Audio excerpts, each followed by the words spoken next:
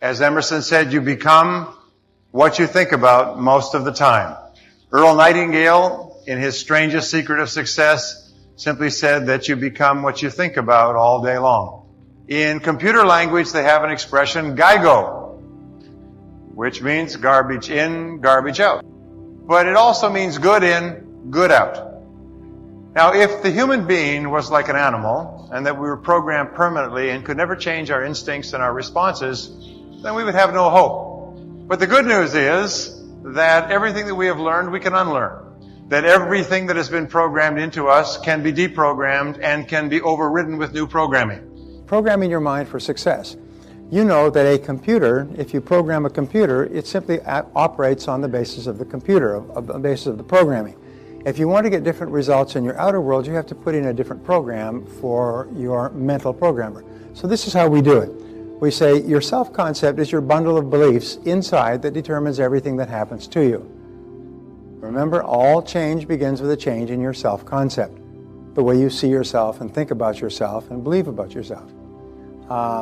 There was a man many years ago, very famous, true story. His name was Viktor Serebryakov. And Viktor Serebryakov was the parent of immigrant laborers who came over from Russia. And he grew up and he went to school. And he seemed to float through school. He did whatever schoolwork was necessary, but he daydreamed a lot, and sometimes he read other things and looked out the window. And they concluded that he was probably mentally retarded, did not really he had learning deficiencies, wasn't really set up to be very successful. And so he went all the way up to the 10th, 12th grade, and he was still looking out the window, and he sat down with his counselor in the 12th grade, and they suggested that he join the Army. Because in the Army, he could get a nice job where they would provide for him for 25 or 30 years, and then he could have a nice pension, and he could retire, and he would be safe and secure. And he didn't think much about that, so he left school and he drifted, and he worked as a farm laborer. 2 years later, he'd been drifting around. He's now about 20 years old. He saw a sign, the Army needs men. And he remembered the recommendation from his guidance counselor in high school, so he went in and he applied. So he went in to enlist, and they said fine, and his background was average grades in high school and laborer for 2 years. Not great Army material. So they gave him a battery of psychological and intelligence tests. When they came back with the test, his IQ scored at 172. And they said, no, there's something wrong here with this test, this score. So they tested him again. They had him take the test again, came out at 176. His IQ was higher than Einstein's of 170. They couldn't believe it. They took him in and they sat him down and they said, Mr. Serebryakov, you're one of the smartest. You're the smartest person who's ever tried to enlist in the Army. And he said, yeah, but I got terrible grades throughout school. And they had a psychologist there, and he said, well, it's because you basically have a photographic memory.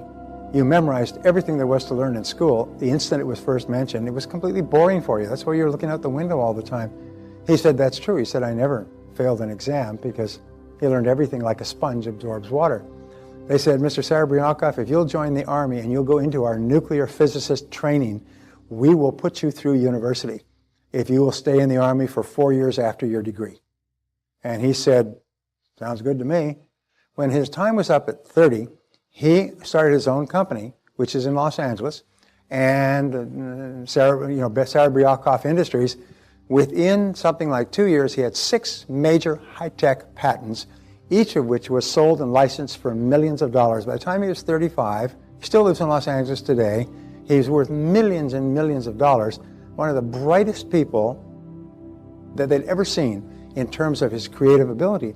But he didn't know. He'd been programmed from his poor parents and his childhood and the teachers that paid no attention to him to believe he was not very smart. And when they finally showed him how smart he was, he just changed his programming. When he changed his programming, this guy became a mental machine. He was a genius of the highest order. So it's very possible for us to change all of our external results by changing our programming about ourselves. So programming your mind for success, the psychology of becoming says that you are in a constant state of becoming. Each one is in a continuous state of growth and change. And you're continuing moving forward, and you're growing and changing depending upon the information that you're taking in. Now, the great tragedy is that if you always do what you've always done, you'll always get what you've always got. So if you're continually taking in the same old information, whether it's frivolousness or television set or TV or Twitter or something else, if you just keep taking the same thing and keep hanging out with the same people and reading the same papers, then nothing will change. The natural tendency is to just go on forever. But if you start to take in new information and new ideas and read new things and talk to new people, you start to evolve and grow in a different way, in a different direction, and at a different speed. So we say if you want to evolve and grow more rapidly, you must make your goals clear and describe them in detail. The interesting thing is, as soon as you are absolutely clear that you want to achieve a particular goal, you start to get all kinds of ideas to achieve that goal. You start to see all kinds of possibilities. You activate your reticular cortex and you start to see ideas that can help you everywhere. You start to run into people and meet people. It's really quite astonishing. I remember reading a story of a serial entrepreneur, and he'd made many millions of dollars in different businesses. And one day he was reading the Wall Street Journal, and it said imports of Italian racing bicycles increased 37% in the last 12 months. And that's what it was, just a little thing from one of the Department of Trade publications. So he said, 37% growth rate, that's pretty good. He said, I wonder why that is. So he started to do some research. And what he found was, this is many years ago, is Italian racing bicycles, which is very popular today, were almost unknown in the U.S.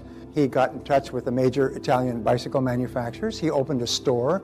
He imported the bicycles. He advertised, and they started to sell. By the time he was finished, he had 32 stores selling Italian bicycles by the shipload, and he made something like $15–20 million before he sold the business. It all came from just noticing that little notice. But the thing is, he was looking for the notice. He was looking for business ideas. So when you start to think that you want to make a lot of money, you're going to see opportunities. So keep your mind open, because once you're clear about it, you're going to start to attract opportunities for everything you could possibly accomplish. Now, you must dwell on them most of the time. Remember, you cannot have a goal and think about it once a month. It's just like being married and thinking about your family once a month. It does not really mean you're really committed. So there are two obstacles to becoming everything you are capable of becoming. Obstacle number one is homeostasis. It means that you become rigid and fixed in the way that you think. Homeostasis is another rephrasing of the comfort zone. It's a major reason that people don't grow, is because they get locked into what they've already done in the past, and they're very uneasy about doing something new. And you're not willing to try new things. And so be alert to these: the natural tendency to slip into a comfort zone and fight to stay there, and the natural tendency to resist new ideas. In order to get yourself out of the comfort zone, they found that I like to use an example like this. When Warren Bennis did his study called Leaders, which was one of the best-selling book on leadership of the 90s, they'd studied 93 leaders, and they studied them for 5 years to find out what qualities they had that made them different. And there were completely different industries, and they found there were 5. And one of them was they refused to get stuck in a comfort zone. And so what they did is they would get into a comfort zone. We say the only difference between a comfort zone and a rut is the depth. No, between a rut and a grave is the depth. And when they would get into this comfort zone very quickly, and the only way they could get out is by using a grappling hook, if you like, and throwing a grappling hook up to pull themselves out of the comfort zone, and it was always a big goal. And so what you do is, by creating a big goal, you're forced out of your comfort zone, because you cannot stay at your current level of performance and set a big goal for yourself. The goal forces you to think bigger, which is why we talked about putting a 0 at the end of your income goal. It forces you. There's no way that you could achieve that doing what you're now doing. You're going to have to do something different, and you're going to have to do it in a different place in a different way. So we say there are 2 great powers that control everything that happens to you. The first is the power of love. The power of love is the greatest power in our lives. It's been said that everything we do is either to get love or to compensate for lack of love.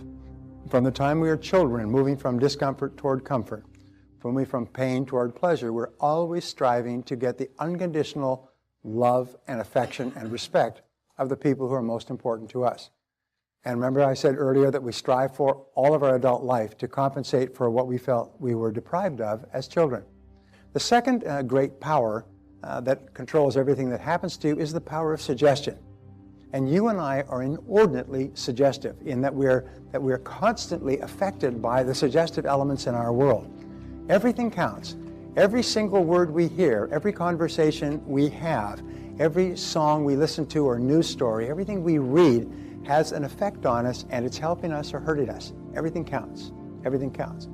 If I were to say to you, geez, there's some great research. It says that if you eat really, really healthy foods, you're going to feel much better and have more energy and sleep better, and your skin will be better and your digestion will be better and everything else if you eat really, really good foods. Did you know that? You'd say, come on, give us a break. We've known that for 50 years. We know what we should eat, we just don't eat it because we like delicious things. And really good foods are not always delicious.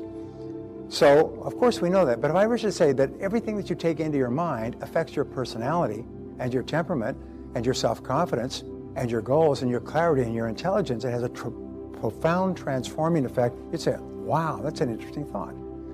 Everything you take into your physical body affects you physically. Everything you take into your mind affects you mentally and emotionally, and it affects the results that you get in life.